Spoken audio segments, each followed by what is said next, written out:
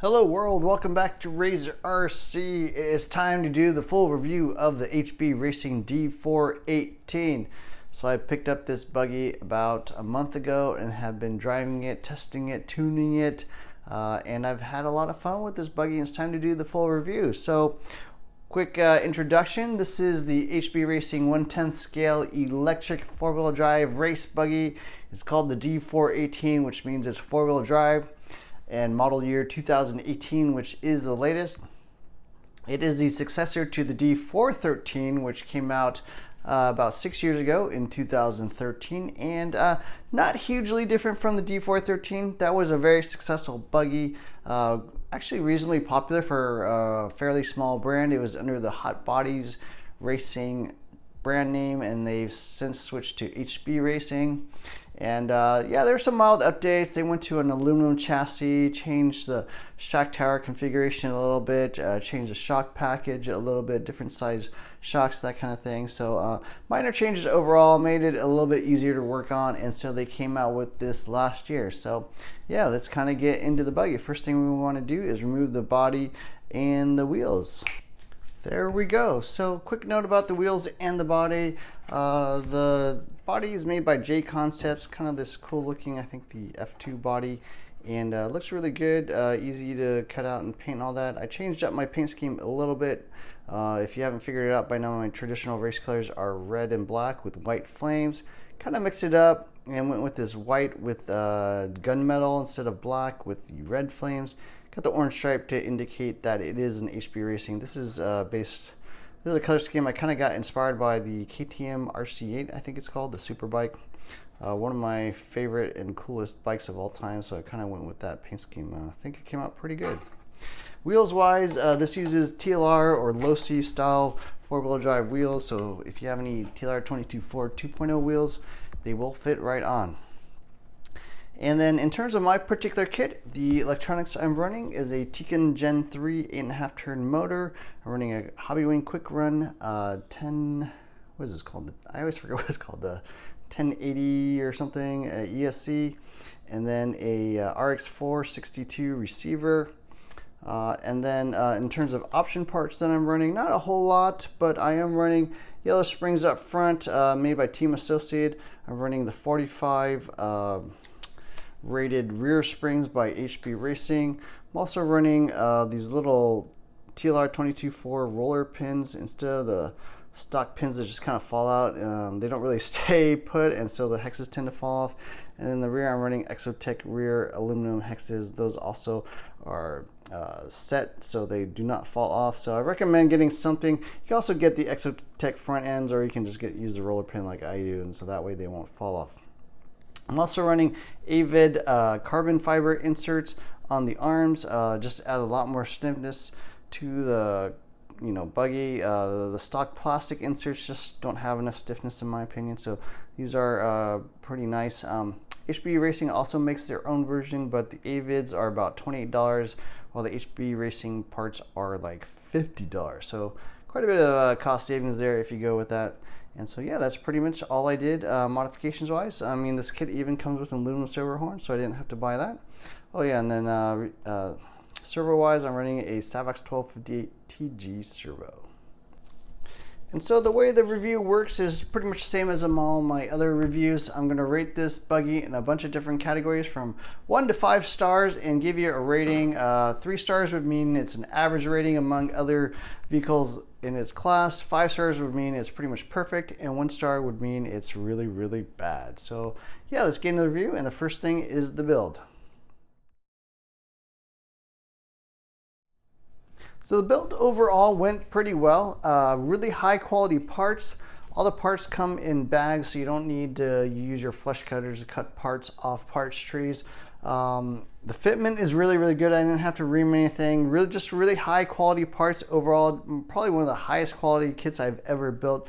Tons of carbon fiber that's machined really well. The diffs are actually amazing. They just fit super well together. The machining on the steel gears is amazing. Lots of aluminum spread throughout. A little bit tricky to kind of put together some of these parts, like these ears.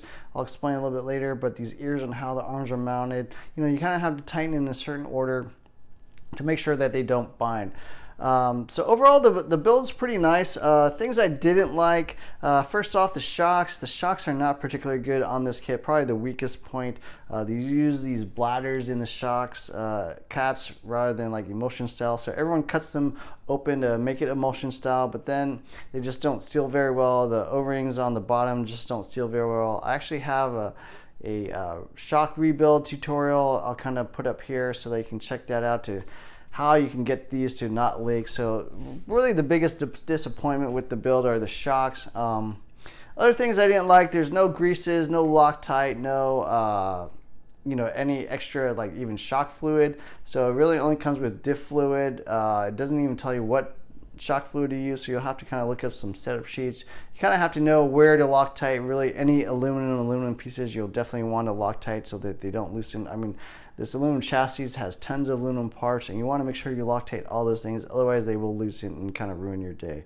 So I wish they kind of explained that. I wish they came with at least some greases and Loctite like the Techno does, because if this is your very first RC kit, you're just not really going to know what you need to do. You're going to make mistakes because you don't have that background on what you actually need to use those lubes and greases and Loctite for. So overall, I'm going to give it an average score. I'm going to give it a rating of 3 stars. I think the build itself is actually quite nice. The parts actually fit together really nice. It's just not particularly easy for someone new to put together by themselves.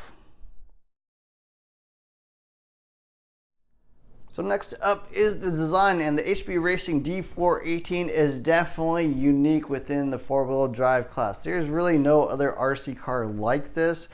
They definitely went their own way with it, and I can appreciate them actually not just copying other designs and actually coming up with their own design. So generally overall, you have these flying buttress style shock towers. You know, they're not even actually mounted to the bulkhead. They just kind of have 4 little pillars that mount to the front and back. Same with the rear end. So the shock towers are kind of like floating up in the air. It actually adds quite a bit of durability. A little bit unusual. They still have the carbon fiber shock towers themselves to actually mount on the shocks, but this flying buttress design is pretty interesting. You can actually look straight under the shock tower and see like open air. So definitely unique from that perspective. Second thing that's really unusual is these ears on the bottom of the kit. So they don't use traditional ABCD blocks. They basically have these little ears or standoffs that come off of the middle bulkhead. There's sort of an aluminum rod straight through the middle of this that these are screwed into. And the way you adjust toe, kick up, all that thing is kind of basically using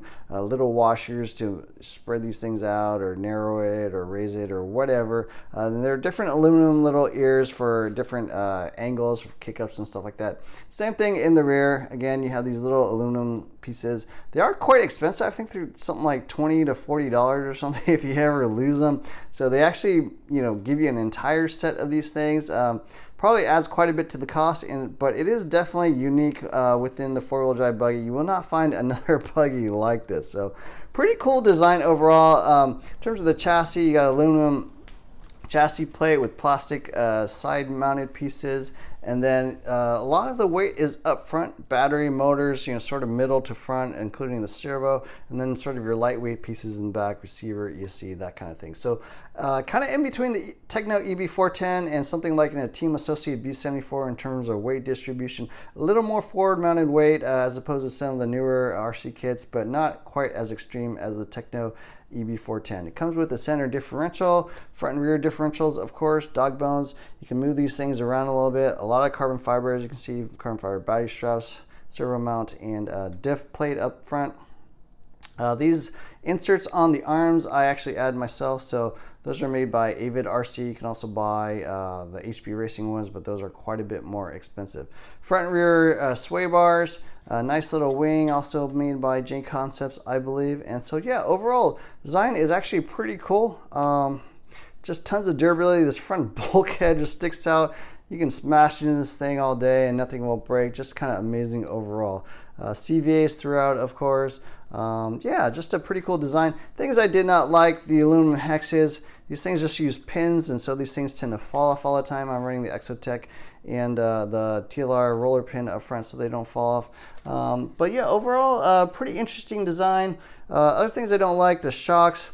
You know, as I mentioned, they use the bladders instead of emulsion style. They don't seal particularly well. The bottoms also leak fairly easily using those yellow O-rings.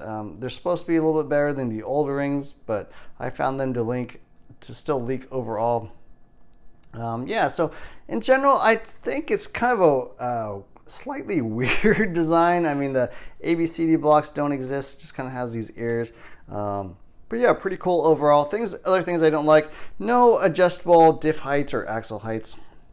So I'm sorry, the front axle heights are actually adjustable with these little washers up front and back. In the rear have 2 positions, but you know, really doesn't have like the 1 to 4 type positions you might find on a Team Associated B74. Also does not have adjustable diff heights. I think they actually make some different like roll center type ears or something like that to, I don't know, adjust your arm angles and stuff like that. So there are some new option parts that just came out, but out of the box, not quite as many adjustments as some of the more modern kits. So overall, I'm going to give the design a little bit below average score because it is just kind of weird. There's some complexity there, I think, that doesn't actually need to be there. You know, it doesn't use a pill system, it uses those ears.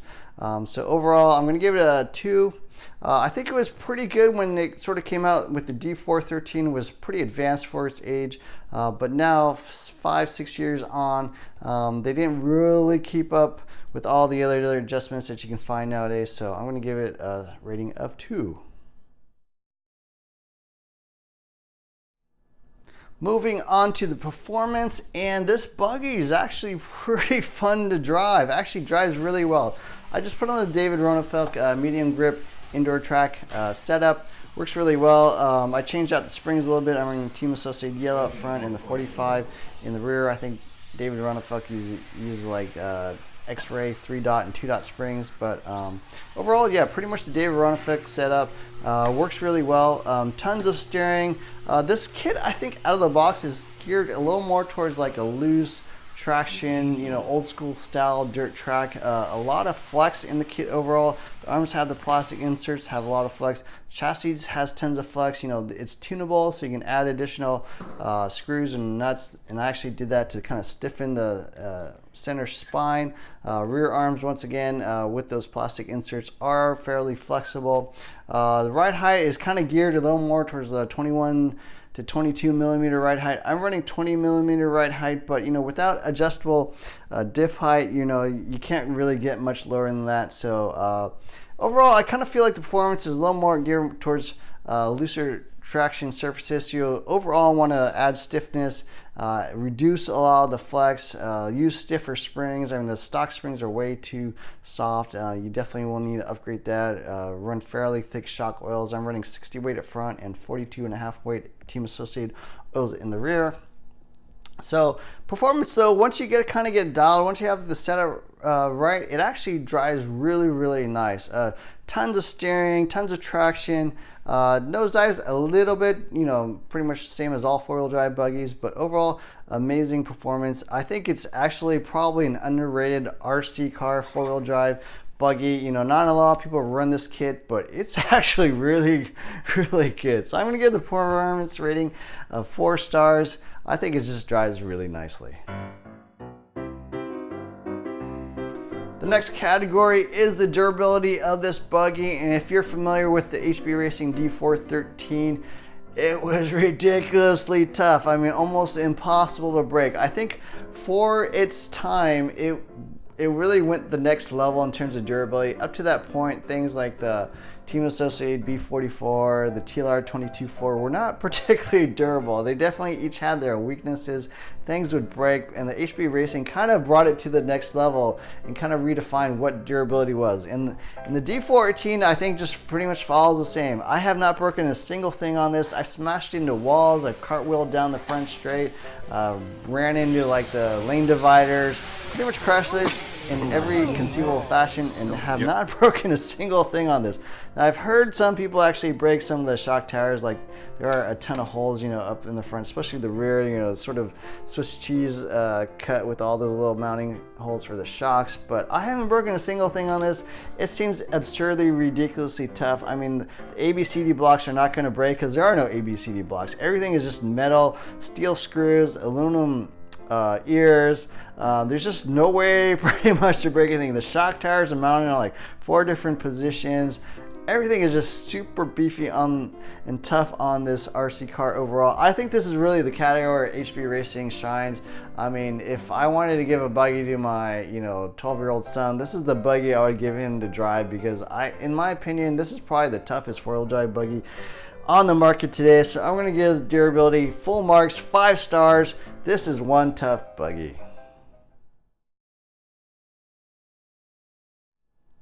Okay, next up is support and maintenance. Maintenance wise, not the easiest buggy to work on. I mean, getting at the disc, you do actually have to mount, remove a couple screws here, like 4 on the bottom, a couple on the sides there, 1 in the front. So, somewhere around 8 screws or so to lift off the shock tower, and so you can get out those discs. Center diff's pretty easy, just 4 screws, pop this out, and the center diff comes right out. That was an area they tried to improve with the D418 over the D413. As I understand it, the D413 was a pain in the butt to get the center diff out, so it's not a bad buggy to work on.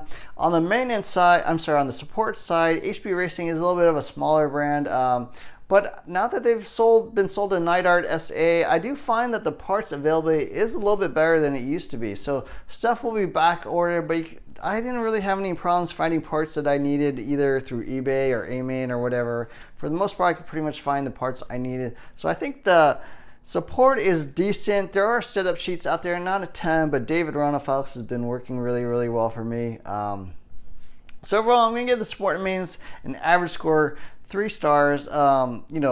In terms of ease of work on, it's kind of average. In terms of support and parts availability, it's also kind of about average. It's not as good as the big US brands, but it's decent. In terms of aftermarket support, there are parts available from Exotech. J Concepts also makes all the plastics, like the wings and bodies and stuff for this kit. So you are able to get all those things. So overall, I'm going to give the support and maintenance category 3 stars. All right, let's talk about the value of this RC kit. So when this thing first came out, it was $500. That was a $100 addition over the D413, which was $400. They didn't really add a whole lot in the box in terms of value. I mean, it comes with wheels, body, wing, all the parts are pre-cut. Comes with tons of carbon fiber and aluminum. So just from a pure value point of view, the D413 was amazing at $400. I don't think you could really find a nicer kit for that sort of price back then.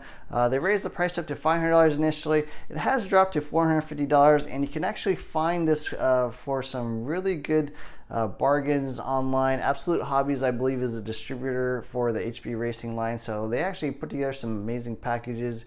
You can really get stuff with like a motor ESC for like $450. So I'm not going to quite include that. I think at $450, it's actually a pretty good value with the amount of aluminum and carbon fiber that comes in the box. Comes with the wheels, parts are all made in Taiwan. They're all pre-bagged for you. The machine work, everything is just amazing on this kit. The plastics are a little bit on the soft side, so they do kind of wear down a bit. There's a fair amount of slop in this RC kit overall, with the steering and stuff.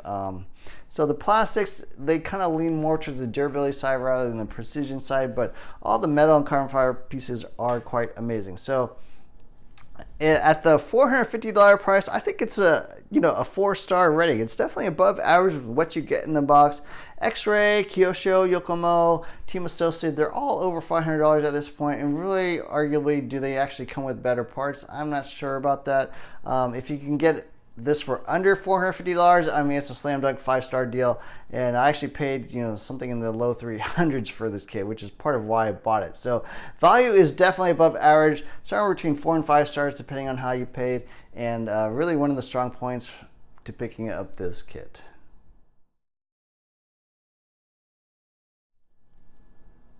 Okay, so my final thoughts on the HB Racing D418 are that it's an unusual kit. It's definitely unique. If you don't want to drive your standard Team Associated, X-Ray, or whatever is popular at your local track, the HB Racing, I think, performs really, really well. People love their D413. I never owned one or even drove one, but people on my local track were just killing it with that buggy. They did update a little bit with the D418. It's not quite as amazing as the D413 was because they focused more on some of the other changes like maintenance and a little bit of the tunability and that kind of thing, but really not quite as up to par as some of the other stuff on the market today. So I think it's a high performing buggy. Is it best in class? Probably not. I think where it really shines is in terms of durability, in terms of value, and in terms of uniqueness. So if you want something a little bit different that's still high performing and insanely durable, I think this is a good choice. It's going to be a little bit harder to get parts, and help from other racers and stuff, so you'll have to be a little bit more of an experienced racer in my opinion. I would not recommend this as your very first race kit or four-wheel drive buggy, but really more towards people that have a few years under the belt and a little more familiar with the RC sort of race kits and how to tune them and that kind of thing. So overall, I think it's a cool kit. I think it's awesome. One of my favorite RC cars actually to drive. I have a lot of four-wheel drive buggies, but this is pretty cool. And so definitely going to do a comparison review. TLR is supposed to be coming out with a new four-wheel drive buggy, the 22X4. I also have a Team Associated B74. I also have a Techno EB410. And so it'll be interesting to see which of these are the best. Stay tuned for a comparison review on that front. And yeah, thanks for watching. Please like, share, subscribe, hit the add notifications button, and look for more videos soon. Thanks for watching, and take care.